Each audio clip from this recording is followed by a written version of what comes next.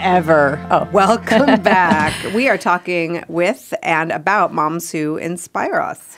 Yeah, so I mentioned earlier that I grew up without a mom, but I have always had the great fortune to be surrounded by some pretty incredible women, yes. And I get to take from and abandon some things that I've learned and have witnessed. But one particular woman, Joyce Frederick, she's on the phone, and she's my aunt. She's my stepmom's sister. And Joyce, you just blew me away. When Jackie asked me who inspired me, I said, Joyce. No question. It's Joyce. I think you have such an incredible story. You married your sweet husband, Jay, after 8 years of being together, and you blended a big family. And I just have always been in awe with how you and Jay managed to do that. So I thought maybe you could give us a little background, a little bit about how you and Jay managed to put 4 kids into one household and have it be acrimonious for the most part. Okay, well, first of all, we each have 2 kids, and they're close in age. There's just 3 years between the youngest and the oldest. Wow. There are 3 boys and 1 girl, which ended up being a pretty good dynamic because the level of drama in our household was pretty low due to all the boys.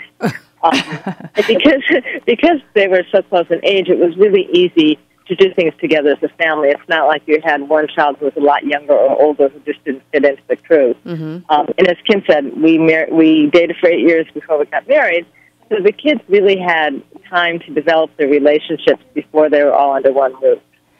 And so, I think that you and I talked about this. I was always curious as to how did you how did you figure out how to treat each other? I mean, were there rules in the house? Was it so you stay on your side of the house, I'm gonna stay on mine? Can you how did you do that? We were lucky enough that each of the kids had his or her own bedroom, mm-hmm. So each child had some private space, and we basically parented our own kids. I did a lot of reading before we got married about step families and dynamics, and it was clear to me that it wouldn't work very well if I tried to be a parent to my stepkids and vice versa. And besides, my stepkids had their own mother, my kids had their own father. So instead, if we had issues with each other's kids, we would bring them up with each other, my husband and I, rather than going directly to the kid. It doesn't mean that we didn't deal directly with the other kids, but especially with issues or problems, we really talked with each other about it. Did you guys ever sit down, like in a family meeting and kind of talk about how it was going to work, or was it just understood? Did you have separate conversations? I mean, how did everybody know? It evolved. It really, we didn't sit down and talk about it. It just evolved.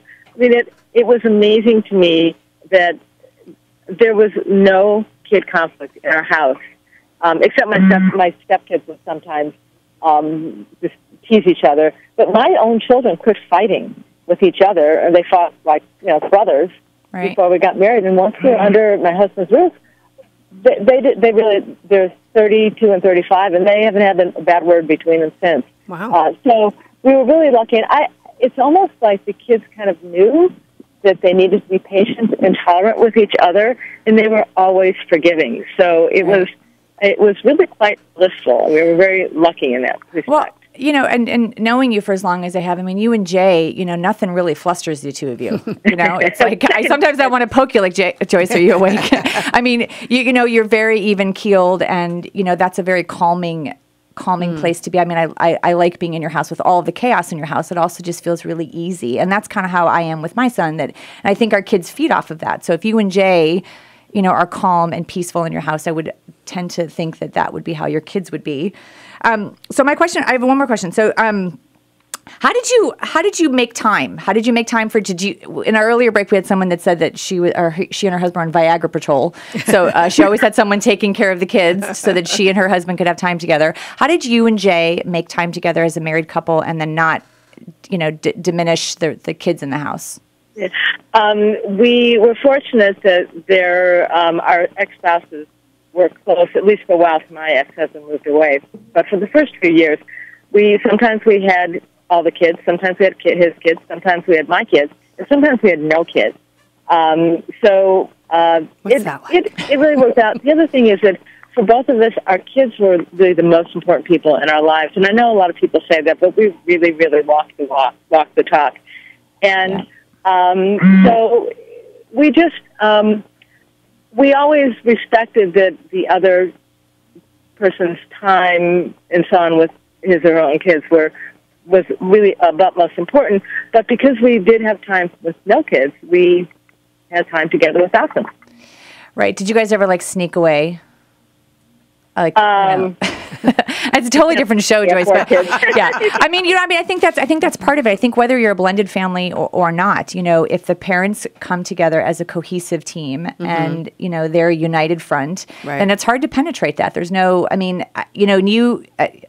you guys had the benefit of having sane exes, which is one thing I thought was funny that you said to me. You didn't have any craziness coming from the ex-spouses. And I think it sounds... That's huge right there. Yeah. But also, I love how Kim is describing your household as chaotic, but also easy. And I mean, that's something that I aspire to be, one who responds and not reacts. I'm a very reactive person. And so it's nice to hear... I think when you just respond and you in an appropriate manner to the chaos around you, the kids kind of have that energy within themselves too. Right? Yeah. We both have very long fuses. Part of the things I mentioned, we're second kids, and they often tend to be more patient with life. And also, I think a lot of it has to do with expectations. If you expect your house to be clean and neat all the time, if you expect everybody to behave perfectly all the time and polite, I think that you're going to have some disappointments. Yeah. So I think you have to have realistic expectations. Well, I expected you to be fantastic, and you were. So thank you, Joyce. We're gonna let you go back to work. I thank you for taking time out of your field trip up north. I really appreciate that. But thank you for being so great, and you've always been such a loving aunt to me, and I really appreciate it. And happy in your grandmotherhood. Joyce has 4 grandchildren. Wow. So thanks, Joyce. Have a great rest of the day and a great weekend. Love you, Kim. Love you too. Thank you. All right. Bye-bye. Okay. We'll be right back with our Broad of the Week. Welcome back to Broadscast, the most riveting hour of radio ever. So I'm kind of an open book. I've always, a lot of people know my story. I mean, you walk past me on the street and I'm ready to tell you. But I mean, I'm one of 13 kids. I've always said in one ear and out onto Twitter. In one ear and out to Twitter. That was a good one. But, when I was 3, my mom passed away. And about a year later, my dad got remarried. I was the youngest of 11, and my dad got remarried to a former nun. It was like The Sound of Music, just the singing and the dancing and such. But anyway. Hence your clothes today, kind of remnant of a drape. Thanks. But, one story that they've never heard is the story of the nun who married a man with 11 children. Mary, hello. Hi there. How are you? Good. How are you? Good morning, Mary. Good, thanks. How are you, Kim? I'm good. Thanks for coming on. That's good. So, as a 4-year-old, I have my own story, but now I'm a 44-year-old, and I can sort of, as a mother, go, what? Kim, you asked. I will articulate what Jackie's trying to ask. I'm curious, Mary, as what possessed you? What were you thinking? I mean, to take on a man and 11 children. I mean, I know that you were a nun, and I'm curious if your faith helped you through that. Did you question what you were doing? Was it because this man had a wife that passed away, and he was just so darn handsome? I'm curious as to what was going through your mind when you made the decision to enter into that family. I fell in love with them. Oh, all of them? Yes, all of them. They're like my own kids. I love them all. They're just special to me, and I hope I've been special to them. Well, I always felt that God gave me a vocation. I became a nun, and I believe when I came home, He gave me another vocation, and that was to help raise these 11 kids plus my own 2. But we don't make any stipulation. They're all Morgans. Well, and I will say, I don't think I realized until having my own daughter, who's adopted, that it's not about biology. No. It's more than that, and a lot of people think you become a mother when you give birth, but birth has nothing to do with it. Yeah, and go ahead. You do the same things a mother would do, and you love the kids even more in a lot of ways. But did you understand what you were getting yourself into? I mean, I can't do the math that quickly in my head to know the age range between all of the kids. I mean, Jackie was 4 the youngest 19. of 3. What? We were all within 15 years apart. So I was 4 and the oldest was 19. 19. So you walked into teenagers, and you know, we don't have to get into the dirty laundry or anything, but like that's a lot. That's a lot of kids. And then you had 2 more after that. Yes, I did. I was blessed with 2 more. So how did your parents react though when you're like, you know, I met a man and I'm in love and I'm marrying him and he has 11 kids? Well,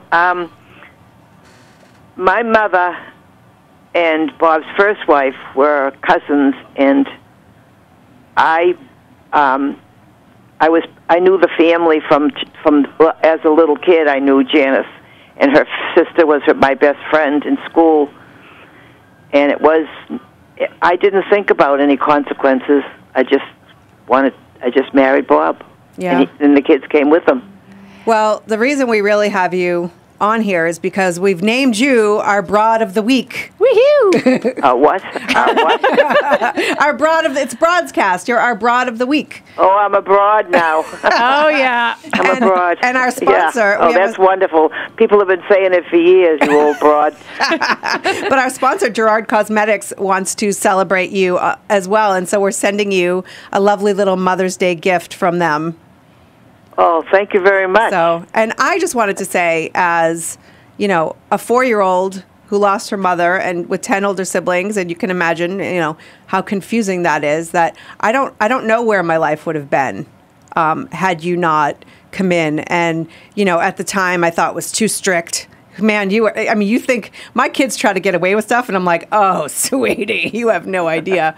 I mean, she checked the mileage on the car. Yeah. So she knew, like, if I said I was going to the movies, and my if I went dad to the beach, used to check the temperature of the TV to see how long I was watching it. So it's the Yeah, same generation.